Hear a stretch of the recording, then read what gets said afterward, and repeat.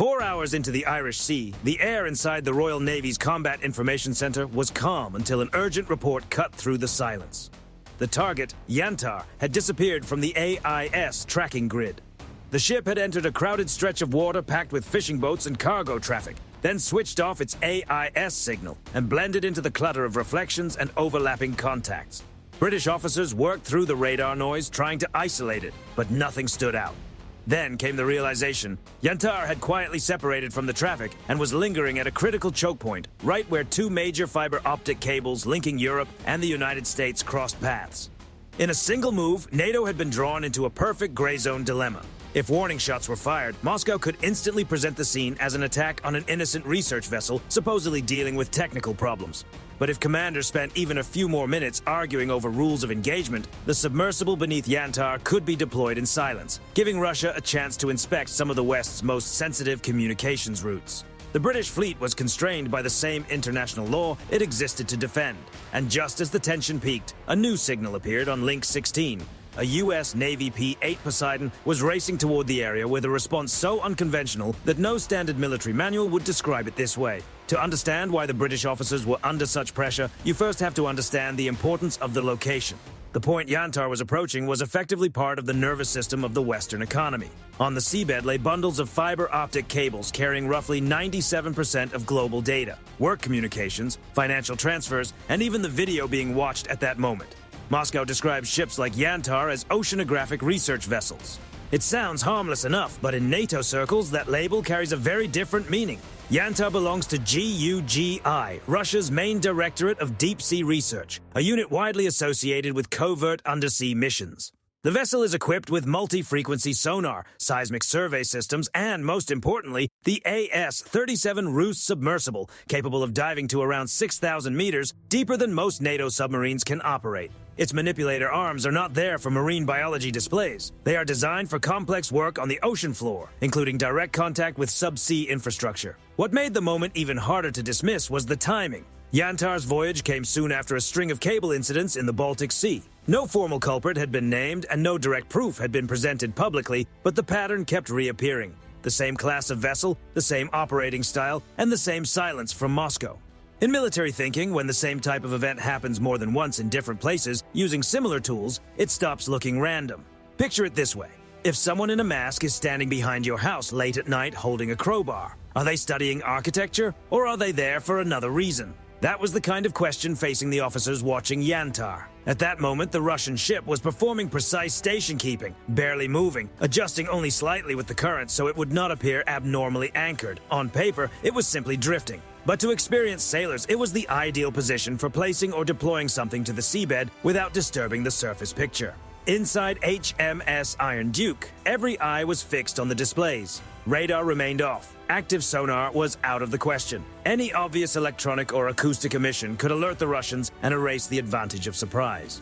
This was where U.S. Navy experience became crucial. The P-8 Poseidon held radio silence at 20,000 feet, while HMS Iron Duke remained over the horizon, carefully outside Russian radar coverage. On Yantar, the Russian captain made a choice that seemed clever. He shut down the main engines, let the ship drift with the current, and launched an aerial drone to scan the area. He waited half an hour. Radar looked clear. The sky seemed empty. He believed NATO had lost track of him and gave the order to deploy the submersible. The winch screamed to life as the AS-37 was lowered into the black water. What he did not realize was that the operation had already triggered the trap. From a safe altitude, the P-8 released a ring of sonobuoys around Yantar, creating what was essentially an acoustic bowl. The Americans did not try to stop the submersible from entering the water. In undersea surveillance, the sound of hidden machinery doing its job is a treasure trove. Every whine of the winch, every pulse of the ballast pumps, every turn of the propeller could be captured, studied, and added to the U.S. Navy's acoustic library. The Russian crew believed they were gathering intelligence, but in practice, they were handing over a fresh signature profile of their own platform. That changed everything for HMS Iron Duke. The frigate no longer needed to light up its own systems to track the target. It shifted into full emission control and moved through the dark like a shadow, guided by the P-8's picture through data link rather than by its own radar. In the operations room, the picture became unmistakable. Yantar was no longer behaving like a benign research vessel. It was conducting an underwater operation directly over critical NATO-linked infrastructure. Yet one obstacle remained. There was still not quite enough legal justification for direct interference. The British had strong technical indications, but they needed a clear trigger that would halt the Russian activity without allowing Moscow to claim victimhood. For the first several minutes, everything sat in that gray area. The AS-37 disappeared below the surface. Yantar continued its legal drift. No open transmissions, no visible procedural mistake. If questioned, the crew could simply say they were carrying out research. But deep below, the story was changing. As the submersible approached the cable bundle, American hydrophones picked up something far more serious. The unmistakable sound of metal contacting metal. Not waves, not current, not background hull noise. It sounded like manipulator arms making physical contact with the cable itself. That was the moment the line had been crossed. Inside HMS Iron Duke, the tactical action officer looked up. The debate was over. This was no longer suspicious presence. It was direct interference with strategic underwater infrastructure.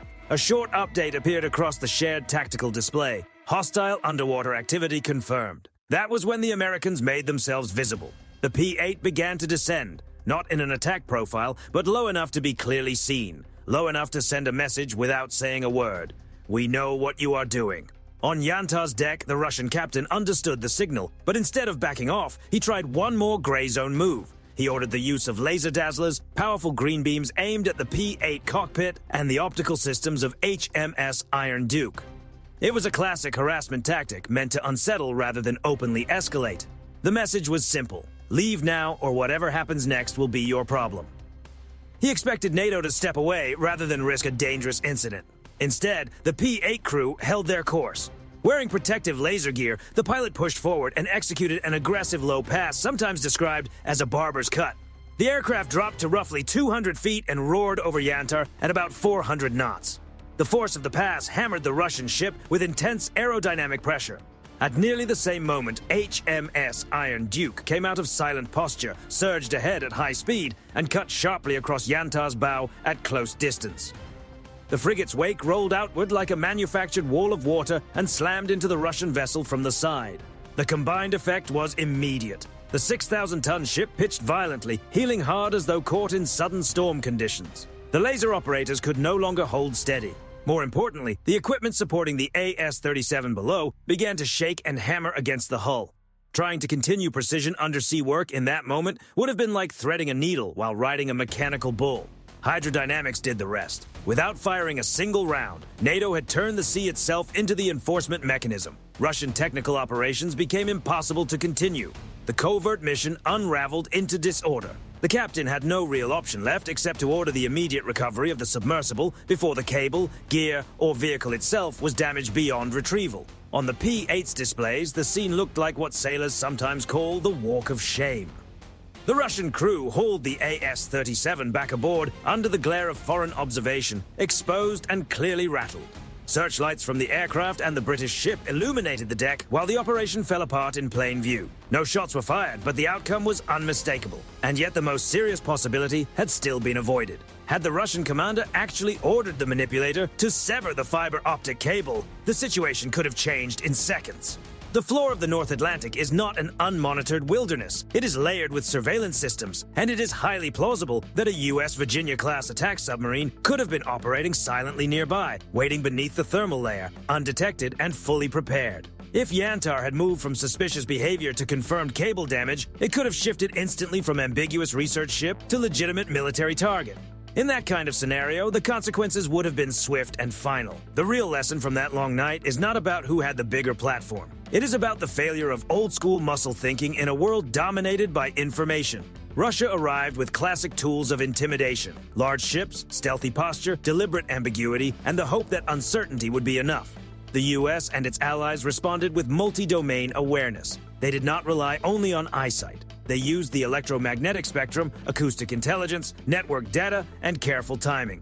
You can switch off AIS. You can hide among fishing boats. You can try to disappear into surface clutter, but you cannot hide from physics. And that may be the hardest truth of all for Moscow. Even leaving port can now mean your signature is already being measured, cataloged, and watched. One important reality check remains. This story is based on real-world capabilities and plausible doctrine, but some of the details are dramatized to illustrate how such an encounter could unfold.